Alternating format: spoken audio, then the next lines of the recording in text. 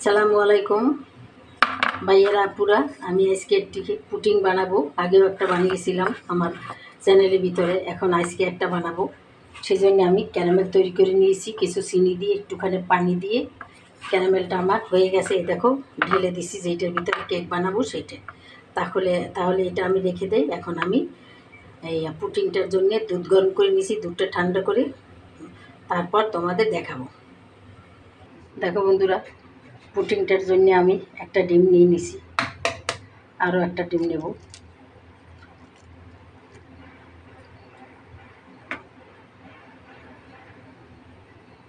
তিনটা ডিম আমি নিয়েছি। এখন এটারে আমি ভালো করে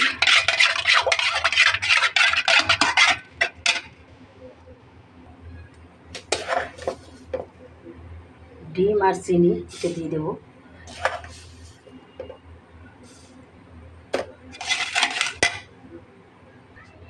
ডিম আর চিনিটা আমার ফেটা হয়ে গেছে, দেখো এই যে চিনিটা গলে গেছে।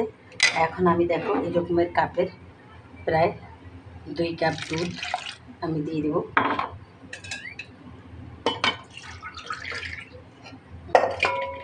দুই কাপ দুধ আমি দিয়ে দিলাম। কিছুটা ভ্যানিলা দিয়ে দেবো যাতে ডিমের গন্ধটা না আসে। অনেকে ডিমের গন্ধ সহ্য করতে পারে না, তাই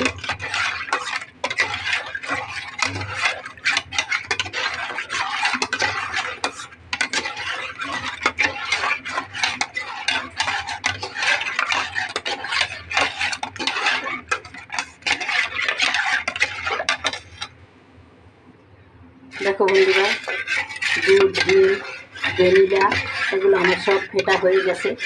এখন আমি ঢেলে দেব। দেখো এটার ভিতরে ঢেলে দেব।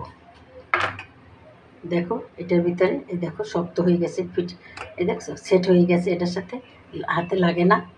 তাহলে আমি এটার ভিতরে এখন এটা ঢেলে দেব।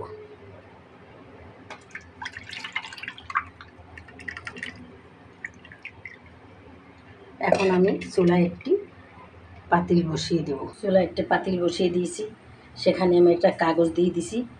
এখন আমি কেক এই পুটিংটা বসিয়ে দেব। বেশি পানি দেওয়া যাবে না, তাহলে কোনো প্রকার যদি পুটিংয়ের ভিতরে পানি ঢুকে যায় তাহলে পুটিংটা নষ্ট হয়ে যাবে। তাই সামান্য পানি দিতে হবে পরিমাণ মতো। এখন বন্ধুরা আমি একটা ঢাকনা দিয়ে দেব। ঢাকনা এইটার উপরে দিয়ে আর একটা ঢাকনা দেবো আমি।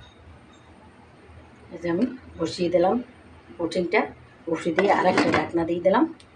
এবং চুলাটা একটু বাড়িয়ে দেব, তাহলে তোমরা দেখতে থাকো বন্ধুরা।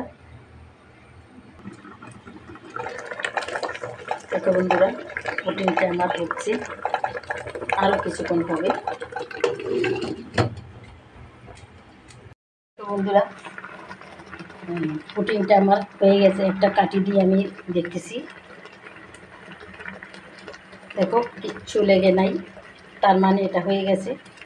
এখন আমি কিছুক্ষণের মধ্যে এটা পরিবেশন করে তোমাদের দেখাবো।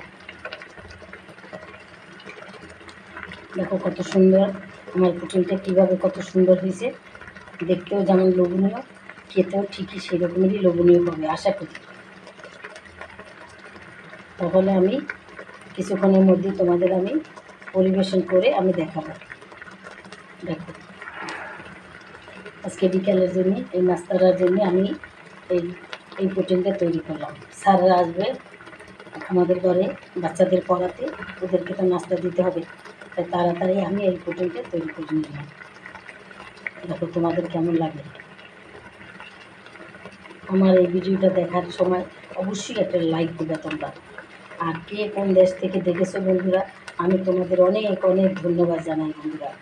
তোমরা ভালো থাকো, সুখে থাকো, আর তোমাদের অনেক উন্নতি হোক। হায়াত দিয়ে পারলে তোমাদের যে আমি তোমাদের কেউ না, তারপরও তোমরা সাপোর্ট করে যাচ্ছ। কিন্তু আমার আত্মীয় স্বজনরা আমাকে সেরকম সাপোর্ট করে না। তোমরা যতটুকু সাপোর্ট আমাকে করো। একটা আমার হয়ে গেছে বন্ধুরা। এখন আমি কমসে কম আধা ঘন্টার জন্য একটু নর্মাল ফ্রিজে রাখবো, তারপর আমি এটা পরিবেশন করে তোমাদের দেখাবো।